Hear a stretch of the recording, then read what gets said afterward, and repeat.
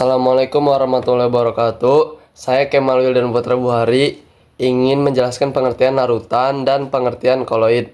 Pengertian larutan mempunyai satu fase, artinya mempunyai komposisi yang sama dan jika dibiarkan maka larutan tersebut tidak akan memisah.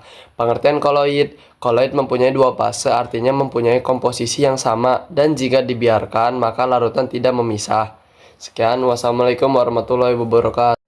Assalamualaikum warahmatullahi wabarakatuh. Perkenalkan, nama saya Azir Nurwandika dari kelas 11 IPA 4. Nah, di sini saya akan menjelaskan tentang pengertian suspensi dan pengertian sistem koloid. Jadi, pengertian suspensi adalah mempunyai dua fase. Artinya, jika terdapat zat yang sukar larut atau tidak larut dalam pelarutnya, jika dibiarkan akan memisah dan mengendap. Yang kedua, yaitu pengertian sistem koloid. Jadi, sistem koloid adalah campuran antara fase terdispersi dan fase pendispersi yang bercampur secara merata. Assalamualaikum warahmatullahi wabarakatuh. Nama saya Najib Chandra Hasan. Saya akan menjelaskan jenis-jenis koloid. A. Sol. Sol adalah koloid yang terdispersi fase padat. B. Emulsi. Emulsi adalah koloid yang terdispersi fase cair. C. Buih. Buih adalah koloid yang terdispersi fase gas. D. Gel atau jelly adalah koloid yang terdispersi berupa cairan. Cukup sekian. Wassalamualaikum warahmatullahi wabarakatuh. Sifat-sifat koloid. Koloid memiliki sifat-sifat yang unik, berbeda dengan larutan sejati maupun suspensi. Nah, yang pertama ada efek tidal. Efek tidal adalah terhamburnya cahaya ketika suatu benda disinari oleh seberkas cahaya. Yang kedua itu ada gerak coklat. Gerak coklat adalah penggerakan partikel koloid yang bergerak dengan lintasan lurus tak ke arah menentu yang membentuk zigzag. Yang ketiga adalah adsorpsi. Nah, proses absorpsi adalah proses penyerapan ion dan muatan pada permukaannya. D. Dialisis, proses pemisahan koloid dari ion-ion pengotornya. E. Koloid pelindung, koloid yang berfungsi melindungi koloid yang lain agar tidak terjadi koagulasi. F. Koalugasi, proses penggumpalan dan pengendapan koloid.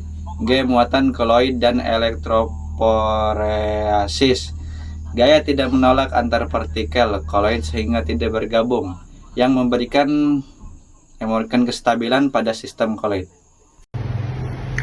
Assalamualaikum warahmatullahi wabarakatuh. Saya Muhammad Faizal Soki di kelas 11 Saya akan menjelaskan tentang pembuatan koloid. Pembuatan koloid dibagi menjadi dua. Yang pertama ialah metode dispersi. Apa itu metode dispersi? Metode dispersi ialah metode pembuatan koloid yang dilakukan dengan cara menghaluskan partikel suspensi menjadi partikel koloid. Ada beberapa metode dispersi sebagai berikut. A. Mekanik. B. Peptisasi. C. Busur. D. Homogenisasi. E. Ultrasonik. Assalamualaikum warahmatullahi wabarakatuh. Reaksi redoks adalah reaksi yang melibatkan oksidasi dan reduksi, yaitu reaksi pengingatan dan pelepasan oksigen elektron atau atom hidrogen. Reaksi substitusi adalah bentuk reaksi kimia di mana suatu atom dalam senyawa kimia digantikan dengan atom lainnya. Hidrolisis adalah penguraian zat dalam reaksi kimia yang disebabkan oleh air. Pengganti pelarut dapat berupa produk berbahan dasar air, pelapis bubuk, padatan tinggi, atau pelarut alternatif yang lebih ramah lingkungan. Reaksi pengendapan adalah suatu jenis reaksi yang dapat berlangsung dalam cairan, misalnya air. Sekian, wassalamualaikum warahmatullahi wabarakatuh. Assalamualaikum warahmatullahi wabarakatuh. Nama saya Muhammad Giyasadan dari 11 IPA 4. Akan menyebutkan beberapa metode yang digunakan untuk memurnikan koloid sebagai berikut. 1.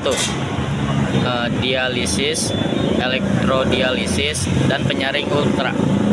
Terima kasih. Wassalamualaikum warahmatullahi wabarakatuh. Assalamualaikum warahmatullahi wabarakatuh. Nama saya Muhammad Dhani Ramadan akan menjelaskan tentang penerapan koloid.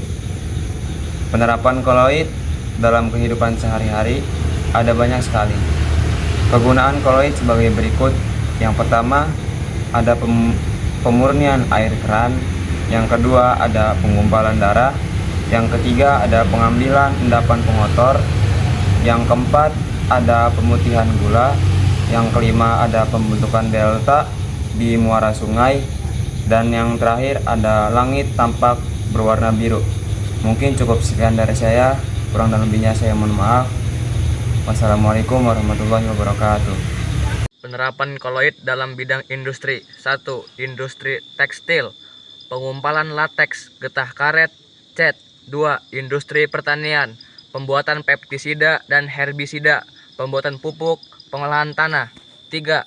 Industri farmasi, pembuatan obat-obatan seperti penisilin untuk suntikan, krim atau salep, dan lain-lain. Sistem penghantar obat.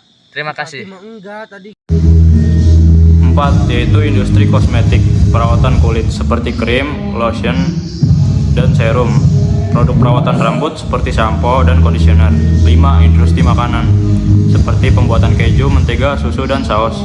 6. Yaitu industri kebutuhan rumah tangga seperti sabun, deterjen, dan pasta gigi.